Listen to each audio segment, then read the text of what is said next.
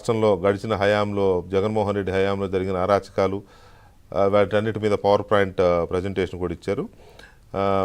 దీని మీద మనతో చర్చలో పాల్గొంటున్నారు టీడీపీ తిరువూరు శాసనసభ్యులు డాక్టర్ కొలికపూడి శ్రీనివాసరావు గారు, అలాగే కందరపు మురళీ గారు సిపిఎం సీనియర్ నాయకులు, శాంతిప్రసాద్ గారు జనసేన సీనియర్ నాయకులు, సీనియర్ అడ్వకేట్ మనతో చర్చలో పాల్గొంటున్నారు. అయితే అందులోకి వెళ్ళేటప్పుడు ఒక ఇంపార్టెంట్ ఇష్యూ ఒకటి వచ్చింది. రాజ్యసభలో విజయసాయిరెడ్డి రాజ్యసభ సభ్యుడు, వైసీపీ రాజ్యసభ సభ్యుడు విజయసాయిరెడ్డి గారు ఇవాళ మాట్లాడారు. ఏది కేంద్ర ప్రభుత్వం పట్టిన బడ్జెట్ మీద.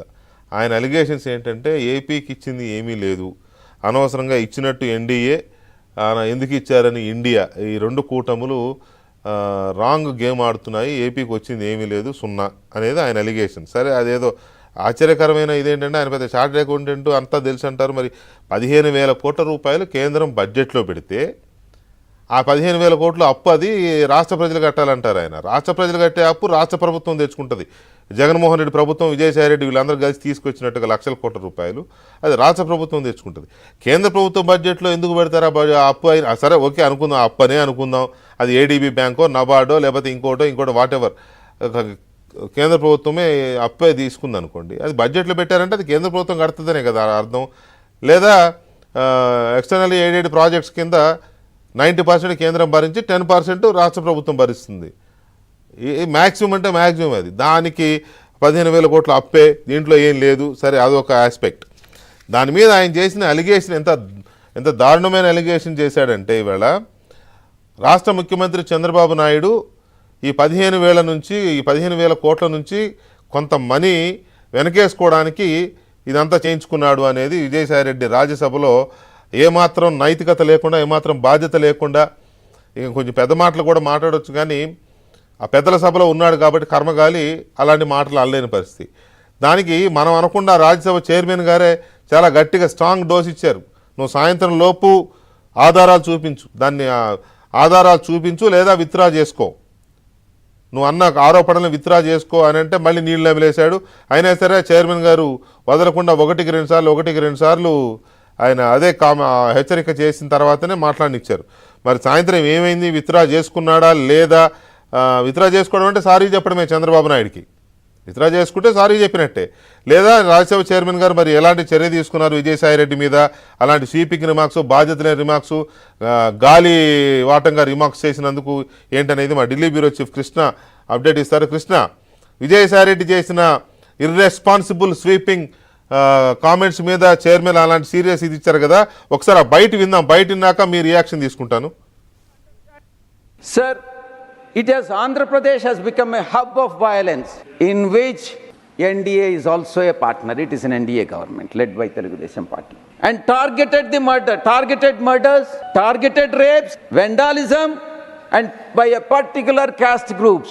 You speak on the budget, Honorable Vijaysayireddy. This is budget, sir. Why I am saying is, sir, kindly understand that I am saying that Home Ministry allocations to the police department is inadequate. I am only trying to say why it is inadequate. It is a budgetary speech, sir. Confine yourself. It is a budgetary speech. Yes, this will be my advice to you. Please do not object, sir. Why I am trying to justify why more allocations are required for the Home Ministry. Subject is budget. Sir, 490 government, 560 private properties have been attacked. 1,050 assaults have been made. 300 attempts of murders have taken place. 31 political murders in the last 50 days. Please come on the subject. This is subject only, sir. No, these are figures you have to authenticate again. You have to authenticate. I respectfully disagree with you, sir, because this is a subject. You have to authenticate all these figures. Sir, and we are not discussing law and order of the state. Please. Homes of marginalized SC, ST, BC communities have been demolished. Please confine yourself to the budget speech.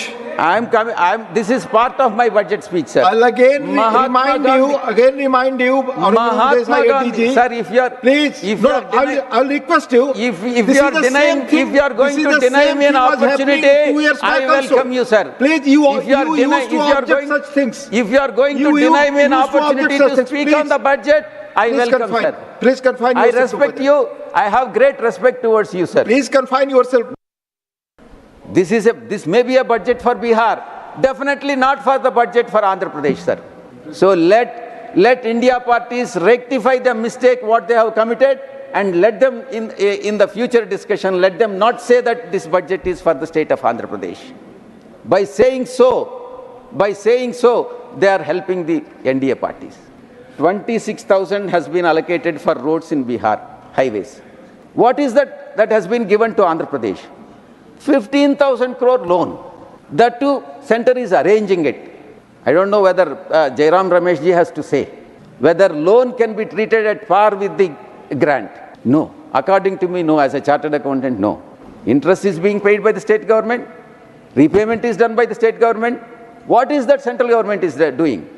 Finance minister has no clarity whether the exemption is granted. There is no clarification. If at all that relaxation of the limit, even that can't be treated as a grant.